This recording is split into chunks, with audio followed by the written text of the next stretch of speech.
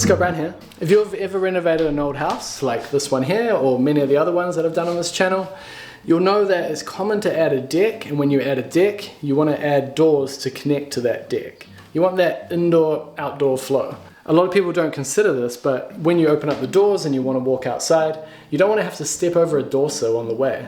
So what do? Well, in this episode I show you exactly how we reframe the floor of my friend Ray's house. Ray has already added the big beam that goes above his future sliding doors. He's ordered the doors and windows and they're arriving any week now. And we just have to reframe this floor frame to make sure that that door is level with that floor when it finally goes in. And that's what we're going to do in this exciting episode.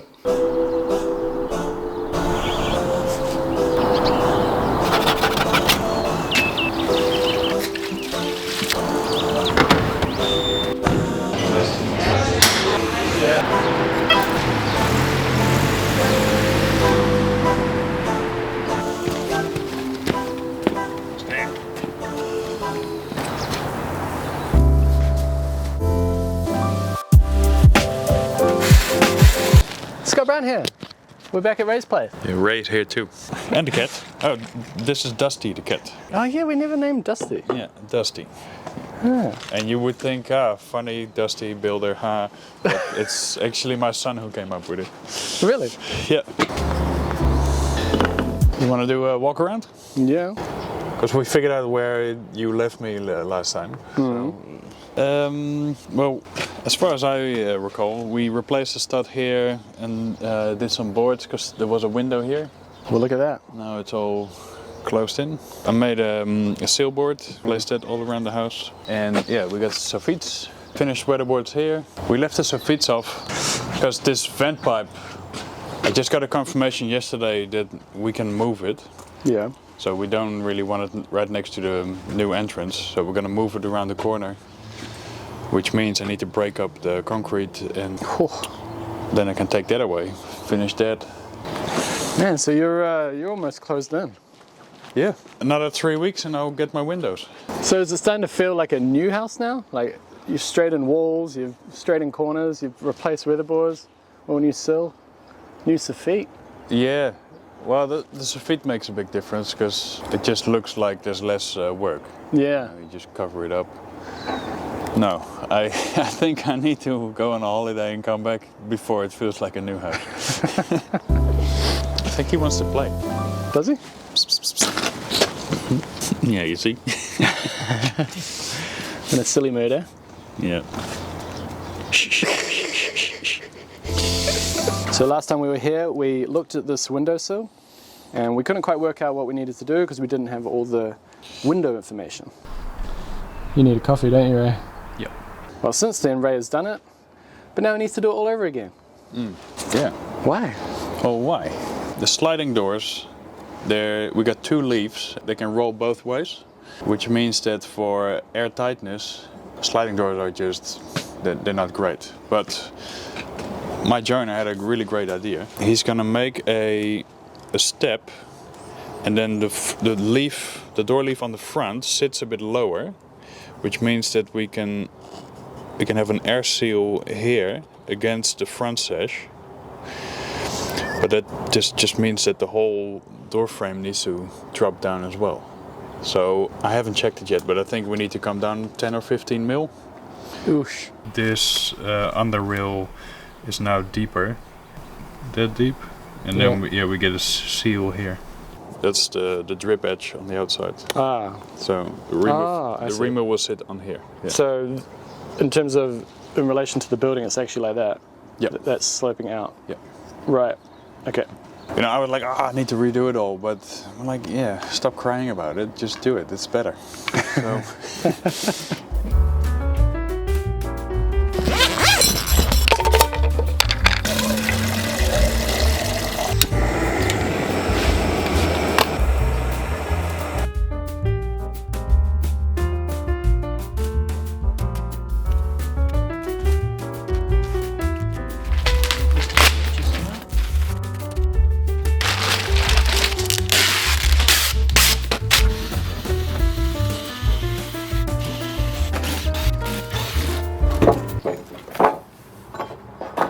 So I think Ray needs to cut out more than he thought he had to cut out.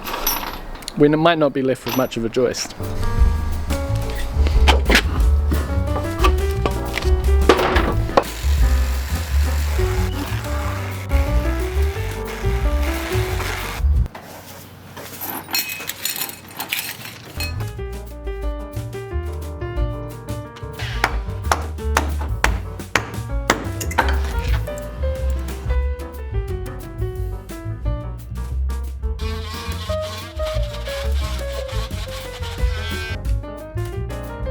Yeah. Little freons. Look at that. Little raspberry freons. Nice. Thank you. It's my wonderful neighbour. Yeah. I just come to ask a favour actually. Helping the neighbour. Hey Phil. Hey Scott. Hey Scott. Hello. Yeah.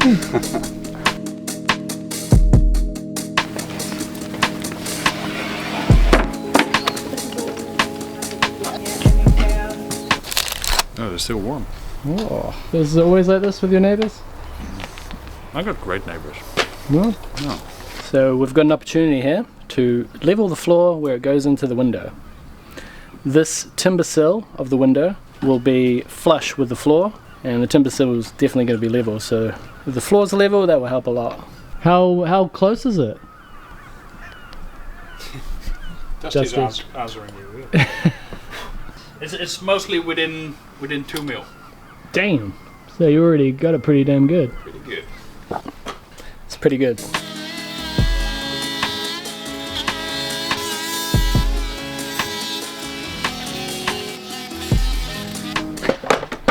There's a channel idea.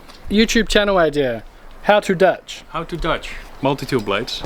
Yeah. How much are these? Like 30 bucks, 40 bucks each? Yeah, they're expensive. Yeah, they are. Especially if you're not doing any fine finishing work with it, you can just had this for 5 years. No. Yeah, you just get some new teeth on there.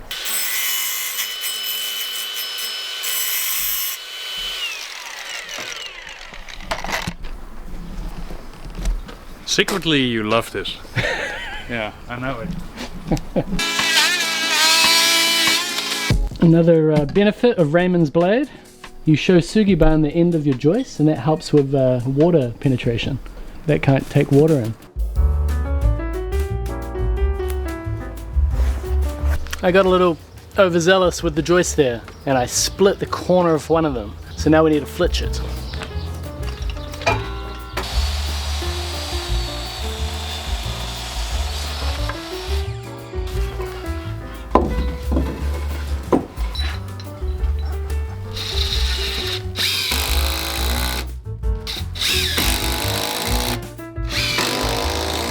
Okay, that is done.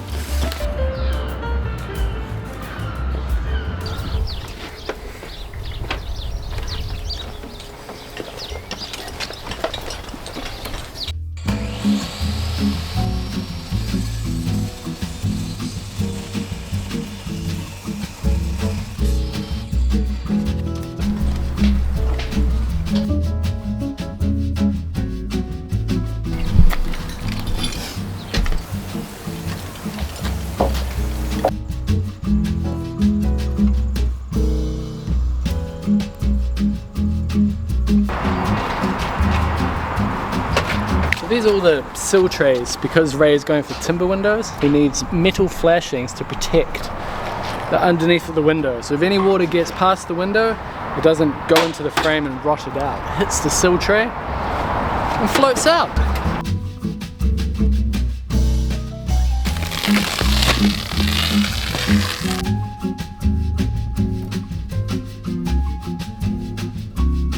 There you go. Now we're back to where we were this morning. It's just 8 hours gone. It hurts so much more when it's your own house as well, doesn't it? So how much lower is it than it was before? Is it still 10 mil or did we... Ah, heaps. Heaps more, eh?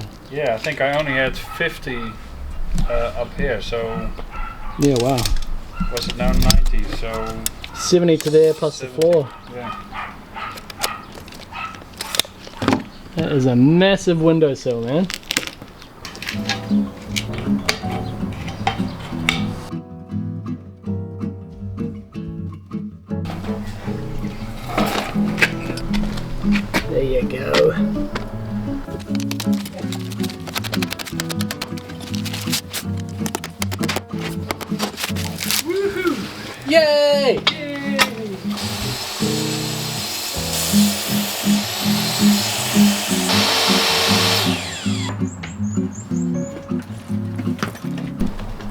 So there you go. You put these battens on, they're flush with the weatherboard.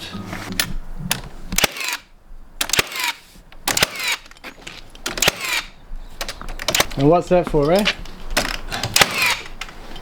Well, Why did you do that? God, glad you asked. It's a bit of a story though. Also, I'm gonna get timber windows, which means that the back of the window between the stud is gonna look like this, just flush. And if water comes in, and I'm using packers between the window and the frame, then water can sit on the packer and do damage to the window. So now, if you use a packer, water can still track down all the way. There you go. How about that? For any reason water gets in there, it has airspace to dry out, which is crucial, and then that's why the flashing goes in and behind the battens. So the water makes it to the flashing and out. Yep. There you go. One thing that can trip people up in one way in particular, which is cutting the weatherboards to the right size. So sometimes you can measure your window and go, yep, I'll cut the weatherboard opening to that size if it's 2 meters, but you actually have to make your framing 40mm bigger than your weatherboard cutout, so your weatherboards hang over for this detail. Tell your joiner when he comes for a site visit that you don't have your battens on yet. Yeah. Allow for 50mm extra or 60. Yeah, sorry, not 40. You need a room for packing as well, eh? Yep. Yeah. And sealing. And sealing it. Yeah, so that's why the frame's in here and the weatherboards are sticking out like that. A lot of detail goes into a window that you never ever see again, eh? Yep. But we just want to do healthy buildings, right? So Yeah, just need to do it. that's it. Feels good, man. Yeah, No, I'm happy. yeah, nice.